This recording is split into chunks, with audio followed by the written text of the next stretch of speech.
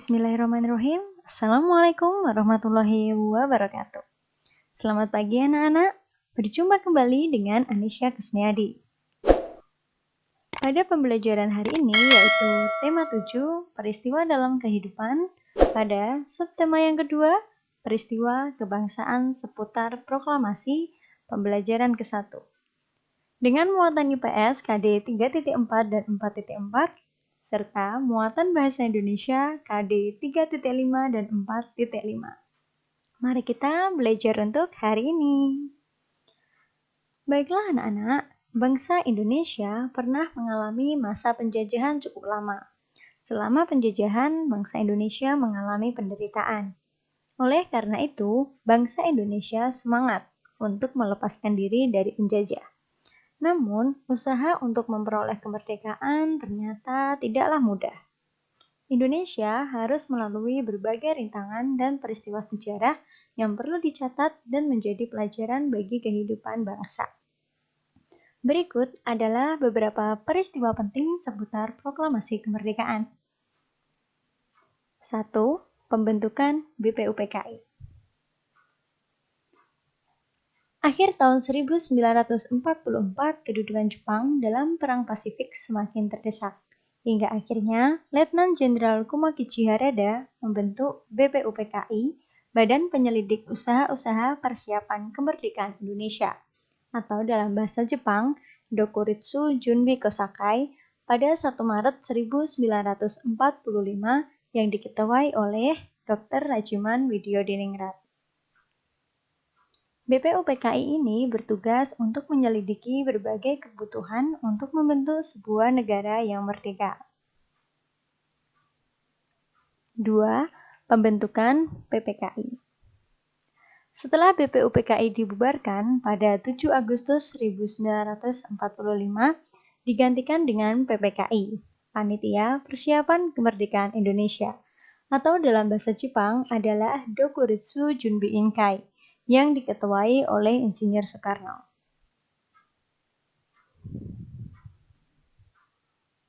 3. Peristiwa Rengas Dengklok. Pengaboman kota Hiroshima di Jepang pada 6 Agustus 1945 dan Nagasaki pada 9 Agustus 1945 menyebabkan Jepang mengalami kekalahan dan pemerintahan Jepang di Indonesia mengalami kekosongan atau vacuum of power. Berita kekalahan Jepang tersebut sampailah kepada salah seorang golongan muda yang bernama Sultan Syahrir. Kemudian, Sultan Syahrir bersama dengan para golongan muda yang lainnya mendesak untuk segera melaksanakan proklamasi kemerdekaan. Tetapi, golongan tua menolak dengan alasan perlu persiapan yang matang. Hingga akhirnya golongan muda menculik Soekarno dan juga Hatta ke Rengas Dengklok pada 6 Agustus 1945 sekitar pukul 4 pagi. Tujuannya adalah agar mereka tidak mendapat pengaruh Jepang serta menuntut mereka untuk segera memproklamasikan kemerdekaan. 4. Pembacaan teks proklamasi kemerdekaan. Teks proklamasi Indonesia yang disusun oleh Insinyur Soekarno, Dr. Andes Muhammad Hatta, dan Ahmad Subarjo di rumah Laksamana Maida di Jalan Imam Bonjol nomor 1 Jakarta. Selanjutnya, naskah proklamasi tersebut ditandatangani oleh Insinyur Soekarno dan Dr. Andes Muhammad Hatta atas nama bangsa Indonesia.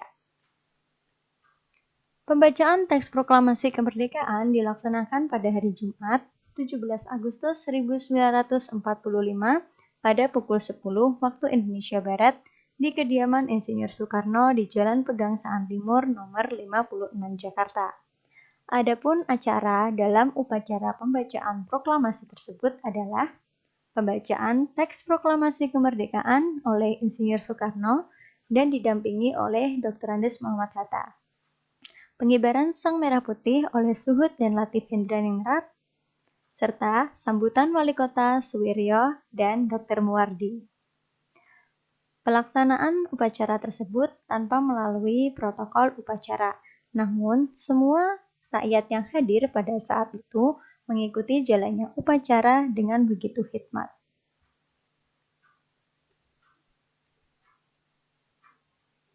Berikut adalah teks proklamasi otentik yang telah diketik oleh Sayuti Melik serta ditandatangani oleh Insinyur Soekarno dan Dr. Andes Muhammad Hatta.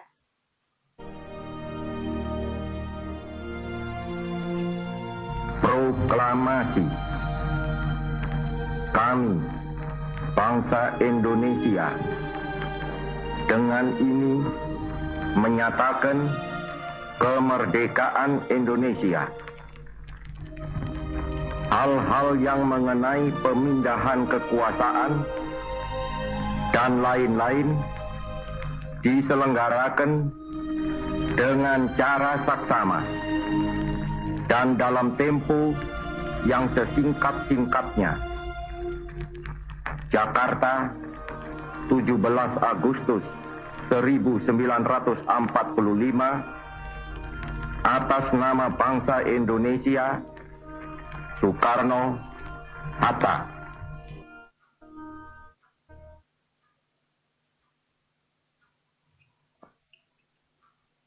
Itulah tadi suasana pembacaan teks proklamasi Indonesia oleh Insinyur Soekarno. Peristiwa yang kelima adalah penyebaran berita proklamasi.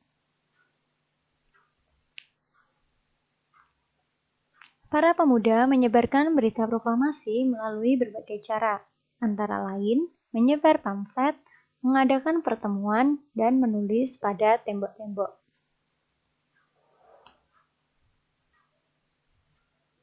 Wartawan kantor berita Domei yang sekarang bernama Kantor Berita Antara, Syahrudin, menyelundupkan teks proklamasi dan diterima oleh Kepala Pusat Jawatan Radio, Waidan B. Palenewe. Teks tersebut kemudian diberikan kepada F.Wus untuk disiarkan melalui radio. Berita tersebut disiarkan 3 kali oleh Yusuf Ronodipuro, Bahtiar Lubis, dan Suprapto. Berita proklamasi kemerdekaan Indonesia juga disebarkan melalui surat kabar Suara Asia di Surabaya.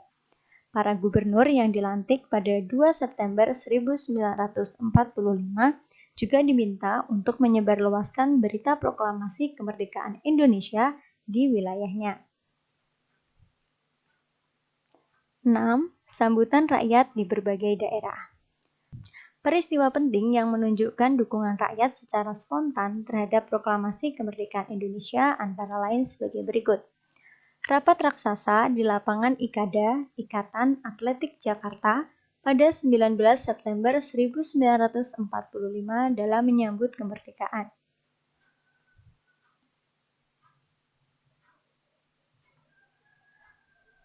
Usaha menegakkan kedaulatan juga terjadi di berbagai daerah dengan adanya tindakan heroik di berbagai kota yang mendukung proklamasi kemerdekaan Indonesia. Antara lain di Yogyakarta, Semarang, Surabaya, Aceh, Bali, Palembang, Kalimantan, Bandung, Makassar, Lampung, Solo, Sumatera Selatan, dan Sumbawa. Baiklah anak-anak, itulah tadi materi pembelajaran kita pada hari ini. Berikut adalah tugas kalian untuk hari ini.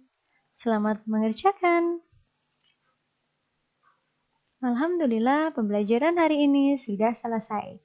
Jangan lupa selalu jaga kesehatan kalian selama belajar di rumah aja.